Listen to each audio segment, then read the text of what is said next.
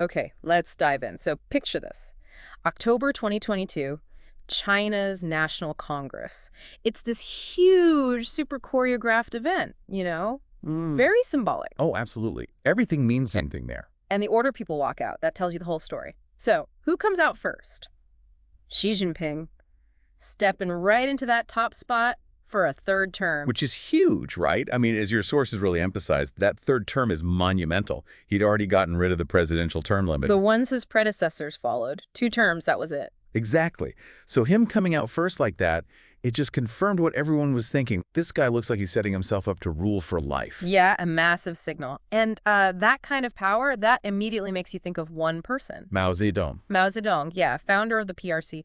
We really haven't seen a Chinese leader with this much sort of centralized control since Mao. And Mao's rule was, well, let's be honest, pretty ruthless. Extremely ruthless. And the comparisons between Xi and Mao, they come up constantly in the material you shared. It's clear Xi draws from Mao's playbook in many ways. Yeah, the echoes are definitely there. You can't miss them.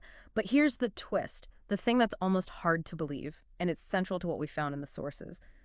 Despite all these parallels, despite Xi looking like he's following Mao's path, Mao ruined Xi Jinping's life when he was just a kid. It's this incredible tension, isn't it? Right at the heart of his story. Totally. So this deep dive, it's really about tracing that journey. How does someone who suffered so directly under Mao's system, how does he rise up to take that same kind of total control, mimicking the guy who caused his family so much pain? So that's our mission, using your sources. Let's unpack this whole incredible story. We need to look at the history, see how he climbed up against this backdrop, and, try to figure out what this return to unchecked power really means. Okay, so to get Xi's story, you really have to rewind. Way back to the Chinese Civil War. It was bloody, fought between the nationalists and the communist revolutionaries, Mao Zedong's group. Right, the Red Army. And by 1934, things looked really bad for them, didn't they? Dire. Utterly dire. Their main forces were trapped down south, totally surrounded by nationalists. They were running out of food, supplies, everything. They were basically facing annihilation. So what did they do? Something incredibly bold. Mm-hmm. Desperate, really. Yeah. October 16th, 1934. They launched this massive attack. But the goal wasn't to win ground. No, it was just to punch a hole through the nationalist lines so they could get out. Evacuate about 130,000 soldiers and civilians who were trapped there with them. Did they break through? They did manage to break through, yeah. But the cost, wow, it was immediate and huge. Thousands died right away in the fighting. Thousands more just scattered, fled. Only about 86,000 managed to stick together and push on. And that's the start of the Long March. That's the start. This epic year-long retreat. Okay, but Mao, he wasn't actually in charge at the start, was he? That's a key point from the sources, yeah. Initially, he wasn't leading the military forces on the march. He'd actually been pushed aside, demoted. Because his guerrilla tactics, which had worked before, were sort of out of fashion with the party's military leaders at that moment. They wanted a more conventional fight, direct battles. Which sounds like a terrible idea when you're surrounded and retreating. And it was. It proved disastrous. The nationalists just kept attacking them relentlessly. Your sources detail how less than half of that already smaller group survived just the first 3 months. It was brutal. The strategy was failing badly. So something had to change. Exactly. It led to this crucial moment when they stopped to regroup. The leadership had to face facts. Zhou Enlai, a key party leader, saw it wasn't working. And according to the sources, he made the call. Hand military leadership back to Mao. And Mao shakes things up immediately. Right away, totally different plan. Instead of fighting straight ahead, he leads the Red Army deep into the mountains. He figured, correctly it turned out, that the resistance would be lighter there. Smart. But still, it must have been hellish. Oh, unimaginable. 9 more months of marching, constant fighting, covering thousands of miles over some of China's toughest terrain. Just grueling. So where does this nightmare journey finally end? In this rural area up in northern China, the survivors, completely battered, finally found refuge in a small guerrilla base already operating there. And the leader of that base Let me guess. was a communist revolutionary named Xi Jinping. Xi Jinping's father. Wow. That's right. The Long March, the event that really cemented Mao's authority, literally ended with Mao's forces finding shelter with Xi Jinping's dad. The human cost, though. You said 130,000 started? Roughly, yeah. And fewer than 8,000 made it to the end. That's staggering. Just staggering. It is. But despite those horrific losses, Mao's leadership during the march, well, it was credited with saving the Red Army from being completely wiped out. This ordeal sealed his position. By the end, he was the undisputed de facto head of the party and the military, tasked with rebuilding everything. Okay, this feels like a good place to pause and maybe break down the CCP power structure a bit, like the sources explain it, because you really need to grasp this to see how Mao held onto power and, how she does now. Good idea. It's crucial. So officially, the top body is the Central Committee. They handle the big policy stuff. Okay. Inside that, you've got the Politburo. Smaller group, more select. Right. But that's not even the real center, is it? No. The absolute core, the ultimate decision-making group is even smaller. It's the Politburo Standing Committee, the PSC. PSC, got it. This tiny group, maybe 7 or 9 people, sometimes fewer, including the party's general secretary. They have the final say. Supreme control. Over everything. Pretty much. They dictate the party's will, and they're in complete command of the Central Military Commission that oversees the entire Chinese military. Yeah. If you want to find where the real power lies in China, you look at the PSC. Okay, so Mao getting that military leadership back during the Long March, that put him right at the top tier. Effectively, yes. Yeah. By 1935, it landed him in the highest military role and on the Politburo Standing Committee. That made him the undeniable leader, even though he wasn't officially party chairman just yet. When did that happen? He became the official head of the party in 1943. And with control of both the military and that top committee, Mao started systematically building his power base so nobody could challenge him. And a key move was at 1945 National Congress, right? His first one as the official leader. Huge step. The sources really highlight this resolution they passed. It did 2 things. Unify the party's official history, and crucially, it declared Mao's own political ideology, Maoism, basically as the absolute, unquestioned guiding principle for the entire party. So his ideas were now officially untouchable. Exactly. You couldn't challenge his policies or ideas from within the party structure anymore. He also unveiled his first kind of PSC equivalent, then 4 other top leaders, all Long March veterans, chosen because they were loyal to him. People like Liu Shaoqi, Zhou Enlai. Building his team. Building his loyal team. And 4 years later, 1949, Mao declares victory in the Civil War, founds the People's Republic of China. He'd use that party structure, the military control, the loyalty from the Long March to cement his place right at the very top. But like your sources say, winning a war isn't the same as running a country, is it? Delivering mail, building dams, that's different. Totally different skill set needed. So they set up a government structure. The party, especially that PSC, makes the big calls. And the government, the state council led by the premier, who was pretty much always a PSC member, they implement those decisions. And Mao's way of controlling that government side? Simple, really. Promote loyalists. Put people he trusted into the top jobs in both the party and the government. Loyalty often mattered more than, say, actual administrative experience. Like Zhou Enlai becoming premier. Right. And Xi Jinping's father, Xi Zong's son, he got a major role too, Secretary General of the State Council, a big administrative job. So the sources kind of analyze this. It keeps people loyal, stops challenges, but maybe isn't always the best for actually running things effectively. That's the trade-off, yeah. Ensured loyalty, but policy and administration could definitely suffer if the appointees weren't up to the job, technically. And those Long March survivors, they became the new elite under Mao. Many did, yes. Yeah. And their kids, including young Xi Jinping, they got this informal title, princelings. Born into the new revolutionary aristocracy, you could say. But this unchecked power Mao gathered, it came at a horrific cost, didn't it? Devastating. Absolutely devastating human cost. His policies, his campaigns, they led to catastrophic famines, widespread political persecution. Over decades, the estimates are somewhere between 40 and 80 million lives lost. 40 to 80 million. It's almost impossible to comprehend. And it all culminated in the Cultural Revolution. Which the sources describe as Mao's last violent push. Yeah, his final brutal attempt to crush any remaining rivals and force absolute total loyalty to Maoism.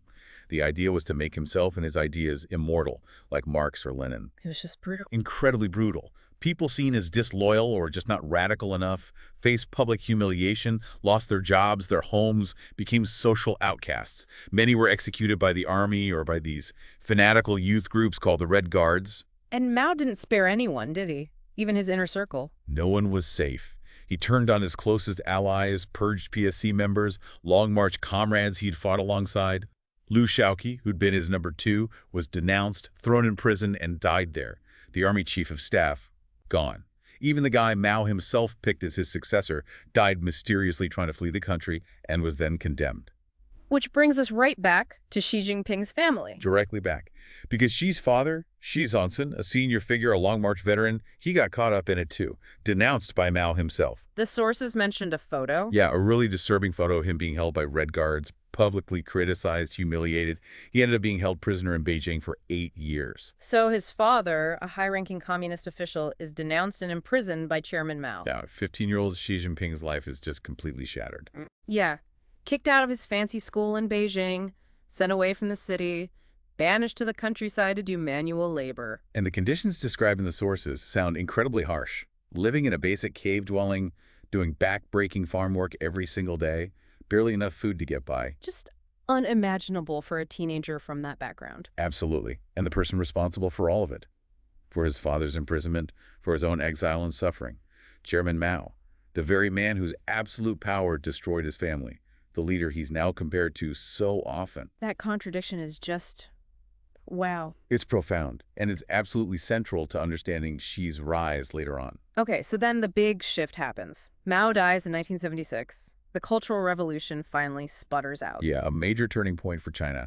And one of the key figures who comes back into prominence is Deng Xiaoping. Right, he was one of the guys purged during the Cultural Revolution, too. Exactly. And even before Mao died, Deng had apparently started quietly reaching out, promising rehabilitation to other party veterans who'd been exiled, who'd suffered like him. And the sources say it was those Long March survivors, the old guard, who backed Deng's return after Mao was gone. That's right, they supported him. And once Deng was back in a position of influence, he kept his word. He started rehabilitating others, including, importantly, Xi Jinping's father. So with Mao gone and the country just traumatized by that whole period, what was the party's main goal? Simple. Never again. Prevent another dictatorship like Mao's. Stop one person from getting that much power ever again. And they actually put this down on paper. They did. In 1981, they issued a second historical resolution. This document officially condemned parts of Mao's rule, especially the Cultural Revolution, and it explicitly stressed the need for collective leadership. It vowed the party would oppose anyone trying to concentrate power around themselves. So real structural changes to stop another Mao. That was the idea. Mao's successors deliberately split up the top jobs. Different people held different key positions, specifically to avoid putting too much power in one person's hands. And Deng Xiaoping himself, he followed this model. He set the example. He kept control of the military chairman of the Central Military Commission, and he held a senior government role. But, crucially, he never became head of state, nor did he take the party's #1 spot, the general secretary. Interesting. So how did he stay so influential? Well, he created this new body, an advisory commission, and chaired that. It allowed him to guide the party's direction without being formally at the absolute peak. It created this kind of power-sharing structure, even while everyone knew Deng was still the paramount leader, the ultimate authority, until around 1989. 1989, that's Tiananmen Square, right? Yes. Deng officially stepped down from his last major post after the army's violent crackdown on the student protesters in Tiananmen Square. So Deng's era, what was its legacy overall? Profound. The Deng era, roughly 30 years, fundamentally changed China. It moved sharply away from Maoism. It established that precedent of shared leadership. It opened China up to the outside world. Right, Deng was the first PRC leader to visit the U.S., wasn't he? 1979. That's right. Big deal. And his economic reforms, they laid the groundwork for decades of absolutely explosive economic growth, made China the world's second biggest economy. And that power-sharing model, the sources credit that with helping the economy, too. Yeah, they argue it allowed for more policy innovation, more decentralization, which gave the economy a boost. The key thing is, Deng, despite his huge influence, basically stuck to the party's post-Mao principle of sharing power. He set the stage for collective leadership, which lasted until Xi Jinping. Okay, so Xi Jinping, what was he doing during all this? During the Deng era of reform and opening up, he's this princeling, his family devastated by Mao. Now the party's trying to move away from that. It's fascinating. When Mao died in 76, Xi came back to Beijing from the countryside. He went to university, studied communist philosophy, and then he joined the Chinese Communist Party, right as the Cultural Revolution was ending. Which again begs that question, why? Yeah. Why join the party, the system, responsible for so much family trauma? The sources offer this insight. He seems to have understood, maybe from his own harsh experience, that in China's system under the CCP, power is the only thing that truly matters. If you don't have it, you're vulnerable, you're nothing, you can't protect yourself, let alone change anything. So he decided to play the game from the inside. Seems so. But his path was, well, unexpected. While other princelings and ambitious types were duking it out for power and influence in Beijing during the 80s and 90s, Xi did something different. What? He left Beijing, he went out to the provinces for 17 years. 17 years? Where did he go? He deliberately took on provincial leadership roles. Started in Hebei, a relatively poor rural province, worked his way up to party secretary there. The thinking, according to the sources, was maybe it was easier to rise where the competition wasn't so fierce, get experience away from the spotlight. Okay, makes sense. Where next? Then Fujian. That's a coastal province. Strategically important, lots of military presence. He climbed the ranks there too, eventually becoming governor.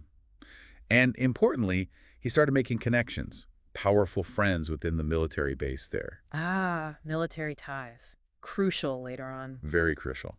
Then Zhejiang, another coastal province. He became party secretary there, built a reputation as competent, effective, grew his support base among civilians, showed he could govern outside the Beijing bubble. So this whole provincial tour, it was actually a really smart strategy. Looking back, yes. A masterstroke, maybe.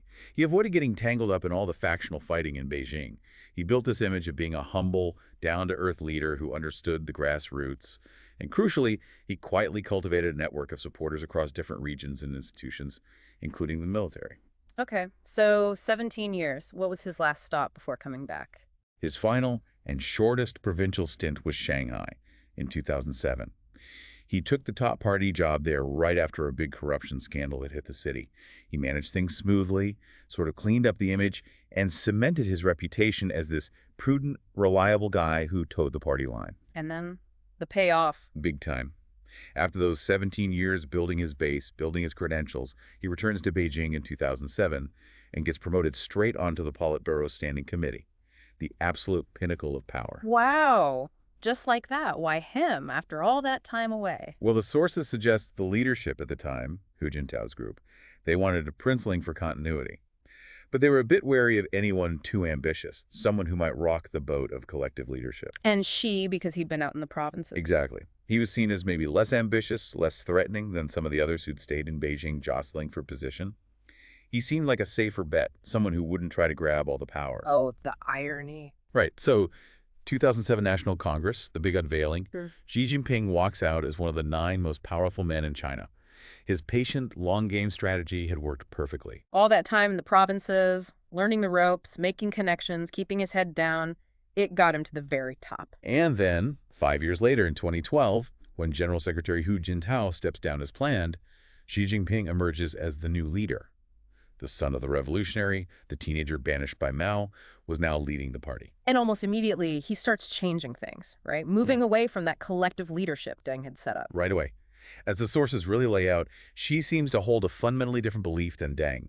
He appears convinced that the party needs a single, strong figure at the core to survive, to be strong, not collective leadership. So consolidation becomes the goal. Consolidation, centralization. And almost from day one, he starts this process the sources describe as getting rid of people, systematically. Top officials, across the board, party, government, military, high-profile figures just started disappearing or being removed. Foreign ministers, defense ministers, top generals, even the powerful security chief. How did he justify this? The main tool was a massive anti-corruption campaign, launched late 2012, early 2013. Hundreds of senior officials, military officers too, were arrested, investigated. Many had ties to other powerful factions or potential rivals within the party. So fighting corruption, yes, but also... Also, as the sources analyze it, a very effective way to neutralize potential opposition and clear the way for his own people. Those top positions didn't stay empty for long. They were filled with Xi's trusted allies and supporters. And the result? Swift and decisive. Within just a few years, Xi Jinping had amassed incredibly tight personal control over the party machine and the military. The consensus in the sources is clear. He became the most powerful leader China had seen since Mao died. And this just continued. Through his first term, second term. Absolutely. The consolidation kept going. At the 2017 Congress, he unveiled a new PSC where 3 members were known to have really close personal ties to him, going way back, cementing his loyal inner circle. And then that resolution in 2021. Ah, yes, the 3rd historical resolution. A hugely symbolic move, directly echoing Mao's 1945 resolution. This one officially unified the party's ideology around Xi Jinping thought. Making his ideas basically unquestionable, just like Maoism. Precisely. It elevated his personal political philosophy to the core doctrine of the party, effectively saying his ideas, his direction, couldn't really be challenged from within the system anymore. So, looking back at his first 10 years, what do the sources say the impact was? Well, economically, China continued to grow significantly. The sources note the economy, average incomes, military spending all more than doubled. China definitely asserted itself more on the world stage, too. More assertive, maybe more aggressive? Often described that way, yeah. Doubling down on claims in the South China Sea, increasing pressure on Taiwan, on Tibet, systematically dismantling Hong Kong's democratic structures.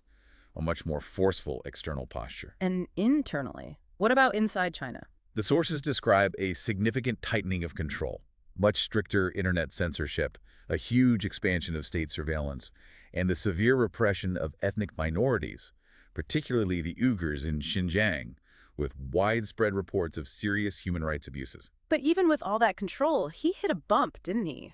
Late 2022. He did. The widespread protests against his super strict COVID-0 policy. That was the first time we saw significant, widespread public anger directed pretty clearly at his leadership, the boldest challenge he'd faced. And he backed down on that policy. Eventually, yes, he had to reverse it. The protests, combined with the economic damage, forced his hand. It definitely showed some cracks in that image of unshakable authority and left him dealing with a struggling economy. And all this happened just after he secured his third term. Literally weeks after. The 20th National Congress, where he locked in that third term, was in October 2022. The big protests erupted across China in late November. So at that Congress, before the protests, he further solidified his power. Absolutely. That's when he unveiled the new Politburo Standing Committee. And this time it was packed top to bottom with people known for one thing above all, absolute loyalty to Xi Jinping. He used that moment to remove the last few senior figures who had any real ties or loyalty to his predecessor, Hu Jintao.